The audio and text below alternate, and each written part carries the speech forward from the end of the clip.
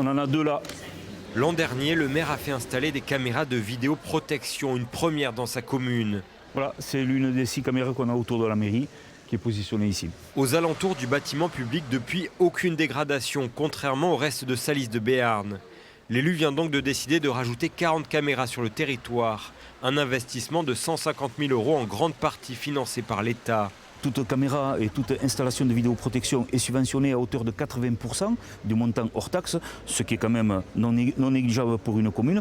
On peut protéger tout le bâtiment, la population salisienne, ainsi que tous les locaux, les commerces, les ceci, le cela, tout ce qui se passe dans cette ville-là. Cette augmentation de la vidéoprotection fait débat auprès de ses 4600 habitants.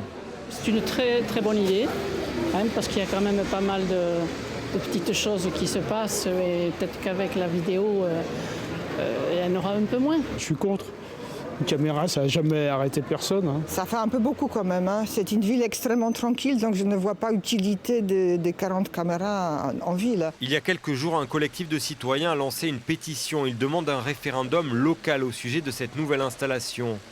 Autre mobilisation de l'opposition municipale qui regrette l'absence de concertation dans ce dossier. Ce qu'on veut, c'est discuter.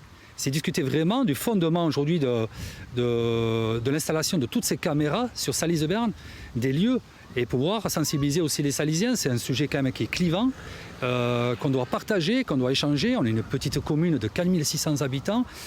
Si on n'arrive pas à faire ça dans notre petite commune, est-ce qu'il y a vraiment un problème de démocratie? Cette année, une vingtaine de caméras va être installée au jardin public ou encore devant le cinéma et le centre des congrès tout juste rénovés. Les autres seront mises en place l'année prochaine.